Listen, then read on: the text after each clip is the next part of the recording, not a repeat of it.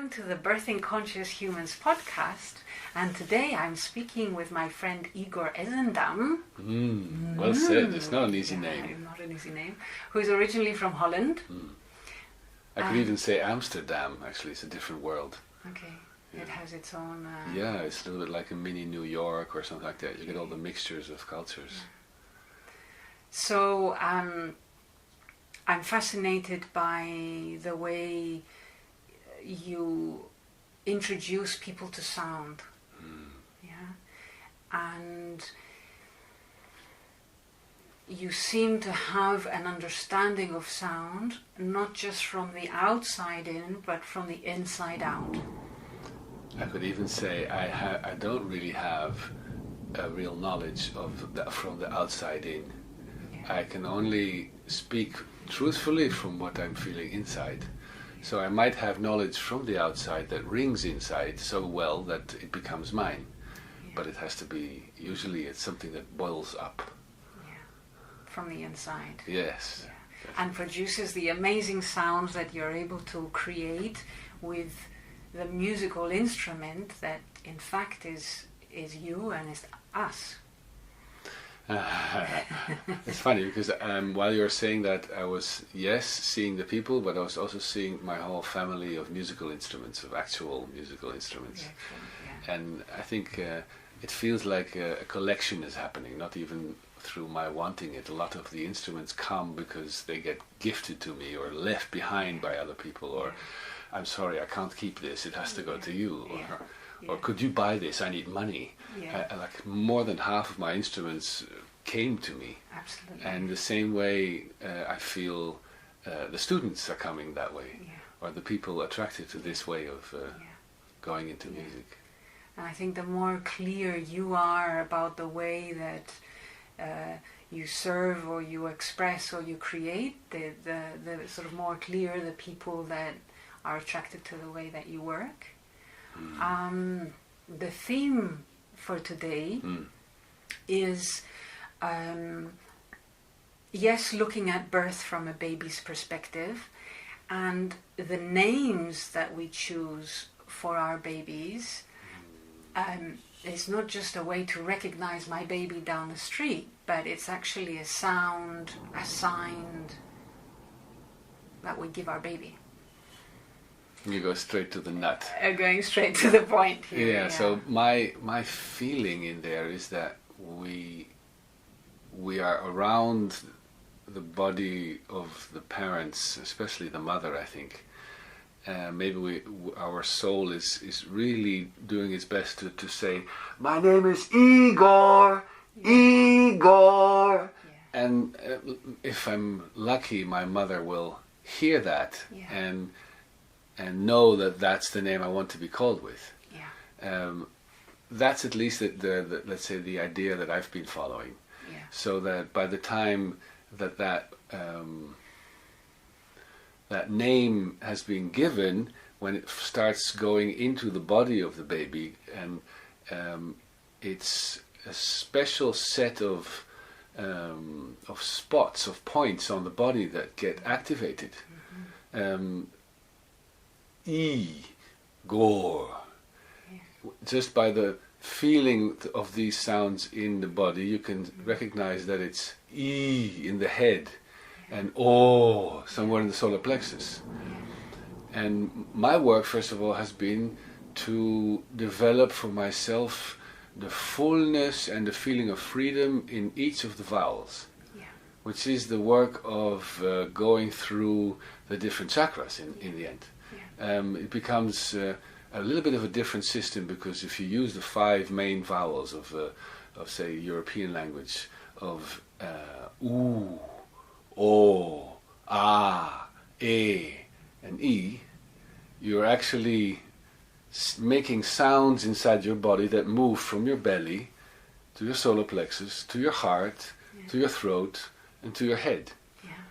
And so when we choose a name, we're actually not choosing it. It's just coming in from the one that needs these sounds to be projected at it to develop more of those parts. So I needed to develop a flowering of my mind, of my brain, and I needed to work on my power. The solar plexus is that seat of I am with I'm present. Yeah. So to develop presence and like a personal sun here in the middle, and a second sun, or even like an open sky. I feel now where my brain is. Yes. Absolutely. Yes. And it's not only the name assigned to you, so the word that you are most likely to hear most often being projected at you, but it's the name that you're also going to be using to call yourself or refer to yourself. And then that we're bringing the sound from the inside out. So if I'm saying, I am Sophia, how do I feel about those sounds? How do I feel about my name? Kind of, reflects back at me how comfortable I am with myself, or aspects with myself. Or how much I've developed the full vibrational power of that center. Because in your case, so is also solar plexus. It starts with, whoa, my personal sun, my presence. Yeah. And then it shoots up into the head and goes E. And the E is also, for me, it's really not just the head. It's open your head and connect to the next level, to going up, 8, 9, 10, 11, 12. It's up. Yeah. Yes, then after that, you've been to the source of the universe, and you come back down into and you bring what you've learned up there in the sky. You bring it into your heart, and you express it outwards. Yeah, or in your case, I would say you actually become it. So you can just sit somewhere, and that heart space would sound out from you. Resonate out. Sophia. Yes. Yeah. Bigger heart. Yeah. So in fact, the way you're describing it, the name, the sounds in a baby's name becomes a tool or an instrument through which we can become more of who we are, or become more aware of ourselves from the inside out. So it's interesting, for example, in the Greek tradition, many babies get the names of the grandparents, and it's a way of honoring the ancestors, which is beautiful, but at the same time I'm sort of wondering, how appropriate is that name for the incoming soul, which is a unique individual, rather than sort of repeating over and over again. Or names like, I don't really want to say any specific names because I don't want to attach a sort of a judgment on it, but there's some names that are in fashion, and that I just wonder, what's that really doing for your baby, if we're looking at it from a... Well, definitely on a first of all, on a limitation in the mind of listening, really listening to hear what is this baby's name that she or he's already carrying. Yes. And that might go, of course, the limitation is whatever mind world the person has, because if you've never been in touch with other cultures, then you will only get the names from your culture. But as you open up to the world's names, and even names that have not been yet, we can go so much further into, But that openness means everything. It's to get there, we have to develop all the other things, and so I want to just bring it back to the basics of these vowels. The work on the vowels for parents and for all grown-ups is so essential, because through that we can start to be present in our body while we express ourselves. Because usually when we express ourselves, we get out of our body. We go totally into whatever it is we're talking about. We're going totally into how the other person is reacting to us. But rather we can come to a place where we are just feeling what we're saying. And so we know where we are with it. Am I still talking from my heart? Or am I starting to talk more quicker and more from my head? is my voice so low and so small that actually it's not really arriving at anybody because it's not enough energy, and it's just not enough, and or no breath. And so for students, for me, it's always like you go back to the basics, go back to the ooh, oh, ah, eh, and go back to learn to breathe again. Learn to have a full breath on different levels. And I connect that to the Sufi elemental breaths, which is a beautiful work as well, where you're busy with one chakra at a time, and you take your time to feel what this first chakra feel. It's chakra, no chakra. What does that base part of you feel like?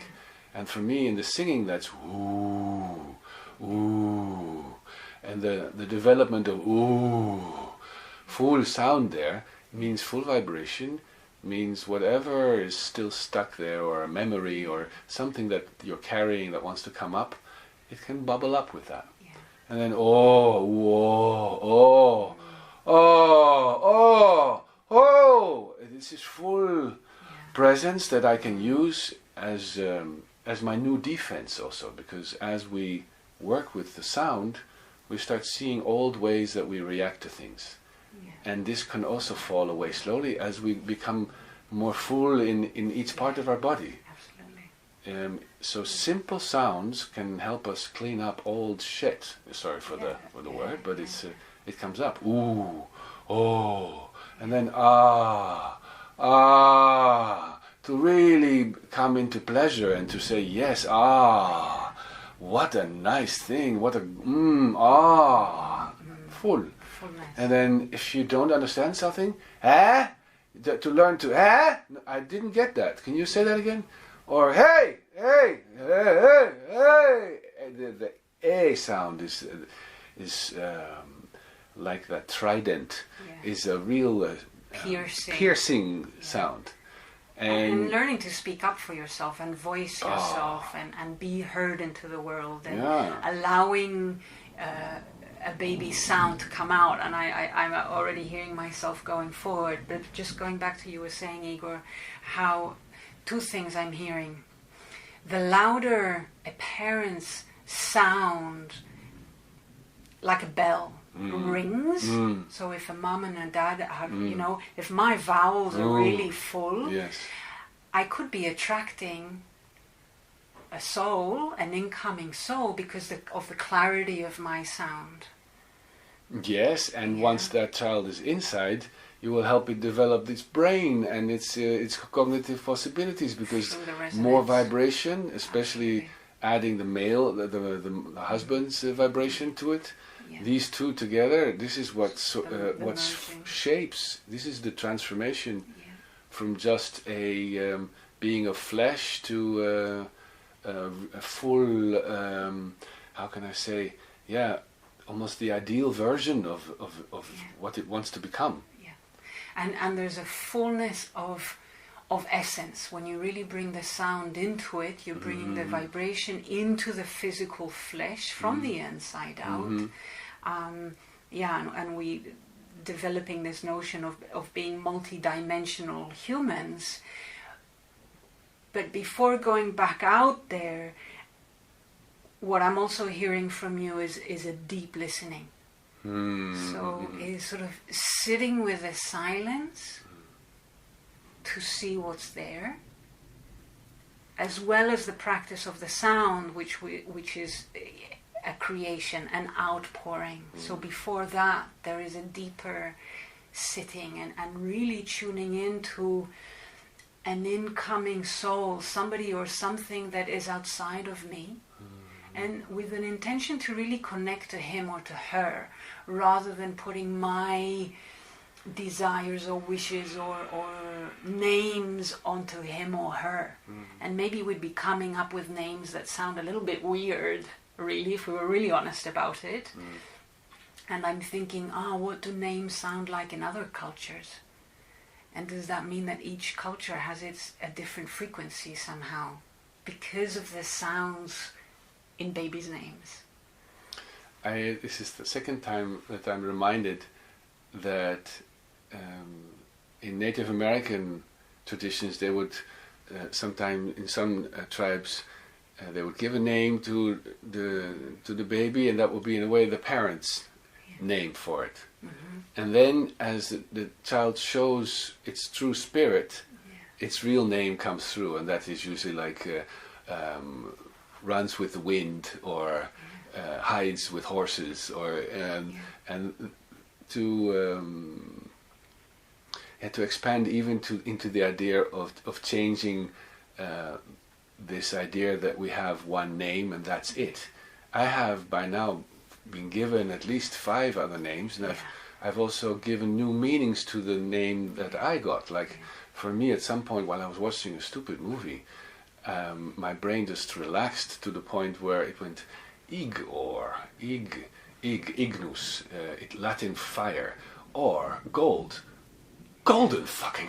Golden fire! Wow. And I sort of got scared from the power of my name suddenly. It's like, this is what I'm called to be? Yeah. And it's also thanks to the work that we're doing that I keep having to evolve into the next step of that, of becoming a golden fire. And it's not just by recognizing something is the first step of its transformation, but not the end. Absolutely. Yeah. And I think just by expressing it, like you've just did, is what adds value to it and sort of expands it from the inside out. Yeah, I dare say that my name means, the wisdom of the ages, or I don't know what. But then it's, it resonates with truth. It's felt. It's authentic, and it's from the inside out. Yes. Now, looking again at birth from a baby's perspective. So let's say I'm an incoming soul. I've already got an energy of, let's say, an energetic, a vibrational identity, and I'm being attracted by a resonance of a couple or a parent that is asking for me. There could be a match.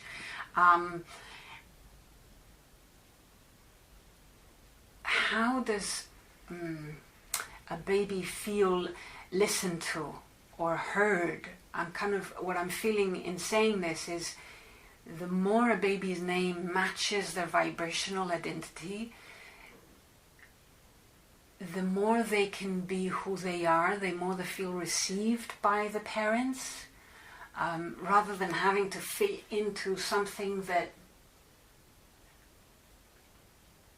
doesn't feel like it fits. I know many kids, at times myself also, kind of growing up and thinking, I don't fit into this culture, I don't fit into this body, this feels kind of tight, or my name is XYZ, but I really can't relate to that name. So I think as a parent, almost being the keeper of the birth story is also being the keeper of how you came up with the name. Did you dream it up? Did you really sit with it? Did you listen in? Was it a sacred journey, or was it just something you picked up in a magazine? And even if it was just picked up in a magazine, maybe it was the right name. Yeah. So that doesn't. You will find out, I think, as a child, what you feel around your name. But I think it's much more important, how do people use your name? Because it's the magic. It's a magic wand. It's even like a spell. Every time I say Sophia, something inside you goes, yes, what? Like whoosh, straight away. And so Sophia is Sophia, and it's like, come, everything's ready for you, and it's totally different than, I'm not going to do the other version. The one where you're sort of whipped with your name. Because I have your name in my hand, I can dominate you. Command. And this is where we get into new thinking, new education, new in the sense of away from a dominant style, where it's more listening, and dominance comes in only when it's about, okay, I don't want you to burn your hand just now. Now you obey, because otherwise you will get hurt, which is, I think, a very good reason to use clear voice and that's a moment where we should be fully penetrating. Yeah. Otherwise, I feel like for a baby to feel at home in the belly, it's the mother's voice first of all, and so the more a mother in that time can feel relaxed, the more she can give that as a basic imprint. We know everything that the mother takes in goes into the child with it. So that exercise of relaxing, of deeper breathing, and of just humming away at life, like just the humming is already such a beautiful vibe for the mother as well as the child. I think it's not even, we can forget about the baby if we can just focus on the mother finding a way to feel at ease in sort of in a quiet spot in the middle of whatever storm life is. And that's maybe then up to the father also to create that kind of safe nest. Absolutely. And there's such a, humming reminds me of hummingbirds and humming bees, which has a kind of a fullness and a sweetness. And even though I'm humming, it feels receptive and adaptable at the same time.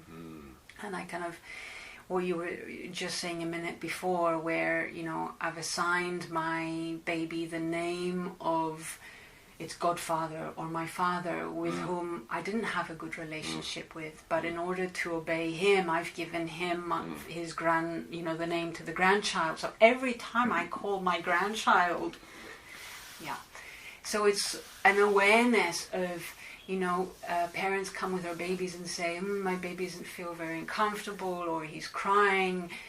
They're so sensitive to sounds and vibrations that even something like that, the word, the energy behind their name and how it is spoken could be waking up something that's really unsafe. Or my dad says he loves me, or my mom says whatever, but the way she's saying my name doesn't really have the same resonance. It doesn't ring true. I also remember how many children get these sort of cozy, small little one, sweetie, little turdy, or whatever. They're small. All sorts of names that, in a way, are also like, what am I telling my kid? That it's small, and maybe actually where we are growing smaller as we grow into the human body. We shrink. Yes. And so actually this is the experience of expanding again, and to not be afraid of that, because this is where the babies come from. And it's, I had it at some point I described it. Imagine like spirit is fire, and you're trying to contain that within a matchbox. Your body is the size of the matchbox without catching fire, but you're trying to sort of embody the flame of creation or life force or whatever, and learning how to live with it. So your name, in the same way, is also a container that you're learning to sort of embody and fit into. But allowing ourselves enough space through our names to sort of really take up more space. And you use the word cosmic, and I do feel that the babies are now coming in, or perhaps they were always coming in. It's just that we are more ready to to include and witness and be aware of a much more expanded version of our babies that are bringing through new gifts, new intelligences, new vibrations. What names do we give them? Where are we going? At the moment we've got a lot of babies around us that, ancient Greek gods, planets, it's also our intellect needing something recognizable to call a name. Because, say, for example, I called you, I don't know, what was your name, right? I guess there's something that needs consistency and clarity and easy to communicate. Because I do know that a lot of kids also suffer because they get teased because of their names. Yeah, me too. It's like in Dutch, the G is a horrible sound, and so some people will call me Igor. And the "h" in there, I couldn't stand it. So I was always very pedantic. Is no, my name is Igor, not "h." And there was the Igor, which means really dirty also. So I had my fun. And then Ezendam is like a dumb donkey also, a little bit when you hear it. So it's like, whoa. But I think we should not underestimate the effect of our traumas. I think we are choosing our traumas as much as our names because they make us grow in a certain way. Because of how like an ingrown toenail I felt when I was a kid, in the same way I had to find ways of sort of coming out of this and becoming expressive again, and losing my doubts about myself or my anxieties and my shynesses. I had to let go of them, but the urge for it was there so much because I had the traumatic experience first. So it's like kind of dangerous sometimes to say I wish we'd all known this, because actually we're creating new ways because of the difficulties in the world right now. And the difficulties are mounting, and the pressure is mounting, and our genius is mounting, and the life force in each one of us is also raising and becoming bigger. We feel again like, okay, this is not the time of being hunted. We could come out and say how we think things without being afraid of the Inquisition. Now maybe soon it's like that again. It feels a little bit like it. So I'm very lucky that we can still speak out, and let's see what the effect of it is, and share this kind of knowledge of just by relaxing we become sensitive again. When we become sensitive again, then we can hear, not only listen, we can feel inside how another person is feeling. Now if that person is inside the belly or outside the belly, or just a person from the past even, because we're going into other directions, but I don't think that any soul ever really dies. That means that connection is still there. So also for all the people that have passed away, they've passed away, but that's like saying they've gone on a travel. But you can still telegraph them. There's still connection if you want it. Although at the same time there is speculation that some of the souls that are coming through now are coming through for the first time. And they're coming through from other spheres of awareness that have the capacity to think completely outside the box in ways that our intellect hasn't. How do we even fathom where they're coming from? Which is where I think sound plays such an important role, because it's almost like the connecting link, this idea of being a sound language or a light language to find the sounds that are going to be verbalized to allow this new intelligence to come through. Let me just sing for a little moment. Yes, please. Because it is one of the ways I describe the overtone singing is light singing. So it really truly can be that. I don't know what comes out every time, so let's see.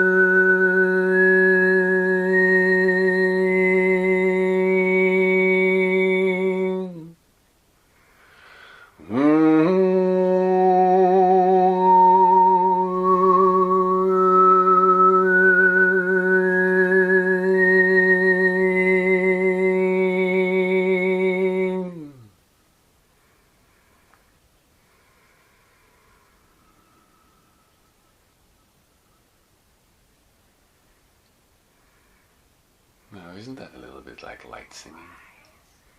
So it's amazing the impact of receiving sound like that. It not only creates in me a sense of expansion within me, but also around me. It creates and produces images. Like I had this beautiful sort of image of a huge wing unfolding bigger and bigger and bigger, or kind of this long eye that suddenly reached, octaves and frequencies that I'm sort of stretching me out as I listen to it. And mathematically, I think this proves that how a sound, a name expands me, allows me to grow out from the inside and really take up more space. Be ourselves, express our wisdom contained within the name or through the name. Especially now. To allow for these new ways to come through. And by listening deeply and adapting ourselves to them, it's a way of also saying you're welcome. You're welcome here. We are receiving you. We don't know perhaps how to deal with you or to give you the right name, so perhaps we might give you a choice. So let's start with XYZ, and it might change into ABC. And that's one option, but I can foresee difficulties that the authorities will want the name to be the name, and that's part of the sort of the more prison-y style, what you are allowed or not allowed to do. But I can see that, for example, the parents could write the different names that come to them or that they're attracted to on a piece of paper and just stand on it and just feel inside their body how if the body is more inclined to go forward, it's more like a yes, let's go towards this. And if the body goes backwards, it's like this maybe it's not the right name. It's one way of feeling it, which is different than the usual. Beautiful exercise, Igor, what you're saying. So it's really connecting with the baby. It asks parents, carers to step into, let's say, the field of their baby and to go into that listening where we almost become a bell, a switched on bell that kind of rings either forward or backward. And I guess we could do that with anything, but when choosing the name and taking time to do that.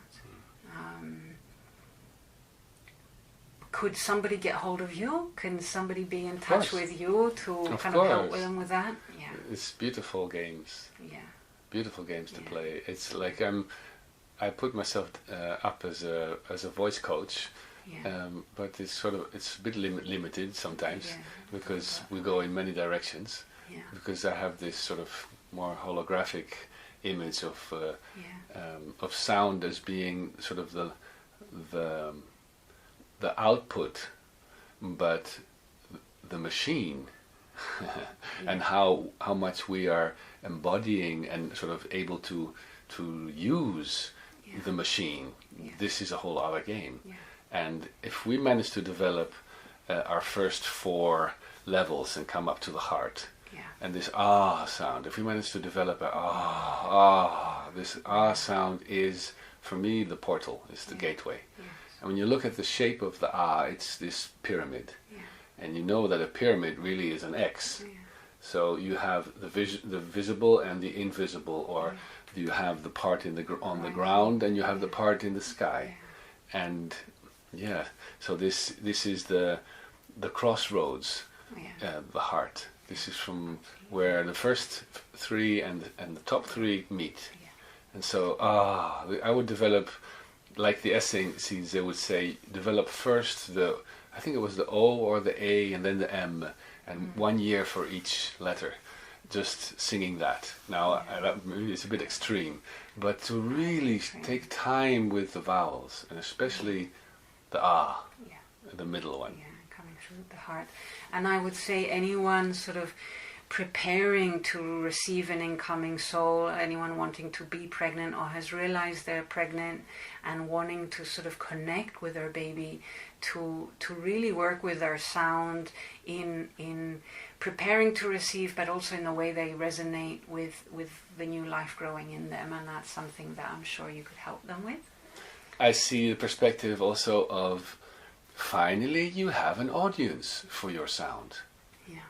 So finally there is someone listening. Wow. All the time. So Yeah. why don't you take this opportunity to really develop your voice, your sound, your self-expression, also your ability to put boundaries and with words and kind but clear energy, make clear what you as a mother need for this safe bubble. Safe bubble, and it's really the foundations for later in life to be able to clearly express and voice not only our truth but the gifts that we are bringing in the world. So a more expanded version of ourselves is also allowing for us to be, we are expressions of light in a way, and how we put it out into the world really starts with our primal sounds and how we're able to really sound them. Mm-hmm. Yeah. Embody the sounds, because you can talk without air, without energy, and not give anything, and you can start to become more generous in a way, and just I'm giving out my breath to the world, and when I breathe in, I really take it in. Also, this is how important is it to breathe in, and that's in a way is the silence. When we talk, blah blah blah blah blah blah blah blah blah. The receiving. And then there's the intake of new energy, and for the people listening, it's the moment where they digest what you've said, and digesting and how safe, and going back to the babies in the womb, how safe and received I feel while in the womb is what's going to allow me to feel safe to sit in every moment. Like I can really go, because at that very beginning I felt there was an and that's the ripple effect through life itself from the very beginning. And I don't believe there is anybody who's really out of tune. I do believe that we all carry a lot of tensions, and so our main work really is to take apart these tensions one at a time. Some of them are more daily life simple, some of them are older stuff that we need to look at more, some just need expression. But the more tensions we can let go of, the easier it becomes to really allow relaxation and to feel in the body that everything is okay. Even if the world goes crazy, there is at the same time a possibility to be okay, right here, right now, with my breath, with my sound. From the inside out. From the inside out. Beautiful. Thank you. Thank you for listening in.